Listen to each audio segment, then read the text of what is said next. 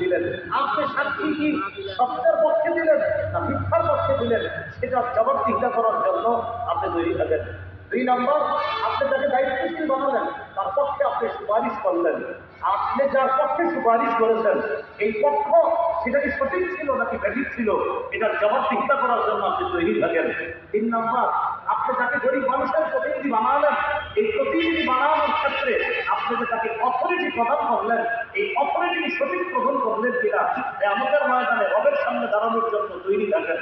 4 নম্বর, আপনি যাকে দায়িত্বশীল বানালেন আপনি সমর্থন করা মানে আপনার আমানত এখানে আপনি প্রয়োগ করলেন, আপনার আমানত সঠিক জায়গায় প্রয়োগ করেছেন কিনা এটার জবাব দেওয়ার জন্য আপনি তৈরি থাকেন। সত্যি বলছি, আমি পড়াশোনা করি বলতেছি আল্লাহর কসম এই 4টা জিনিসের জন্য আপনি তৈরি থাকেন। আপনি সাক্ষী দিয়ে আপনি যাকে প্রতিনিধি বানাচ্ছেন আপনার সাক্ষী যদি সত্যের পক্ষে হয় আপনি মুক্তি পেয়ে যাবেন।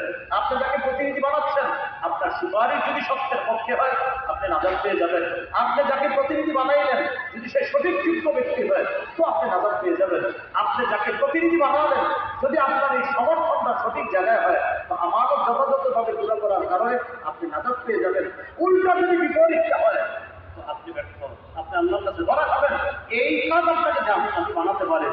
তাই আগামীতে বলার আগে, করার আগে, চলার আগে, হাত চালানোর আগে আপনি চিন্তা করবেন আমার বলা, আমার স্পর্শ করা, আমার পায়ে চলাটা আমাদের জ্ঞান হচ্ছে না তো, আমার মুখের সাক্ষী এটা অন্যায়ের পক্ষে হচ্ছে না তো, আমার সুপারিশ এটা অন্যায়ের পক্ষে হচ্ছে না তো, আমি যাকে প্রতিনিধি বানাচ্ছি সে কোনো জালেম না তো, আমি যার পক্ষে সমর্থন করছি এটা আমাদের জ্ঞান হচ্ছে না তো। এটা আপনি আগামীতে মাথায় রাখেন, এই 4 কথা মাথায় রাখেন। আরো 10 জনকে 4টা কথা আপনি শিখিয়ে দেন যে ভাই পথ চলতে গেলে 4 কথা মাথায় রাখবা। তুমি কিন্তু সাক্ষ্য দিচ্ছ, তুমি কিন্তু সুপারিশ করছো, তুমি কিন্তু ওই মানুষের প্রতিনিধি ধারণ করছো, তুমি কিন্তু আমানত প্রয়োগ করছো। 4 ক্ষেত্রে যেন তোমার একটু উল্টা না হয়, যদি হয় তোমাদের সামনে দাঁড়ানোর জন্য তৈরি থাকেন। এই 4 কথা গবেষণা করে আমি বারবার বলি আমাদের দেশের মানুষ মুসলমান, ইসলাম প্রিয় না। যদি ইসলাম প্রিয় হতো তো এদেশে ইসলাম থাকতো রাষ্ট্রীয় ধর্ম এবং সংসদ আর বিচার ব্যবস্থায় থাকতো ইসলাম।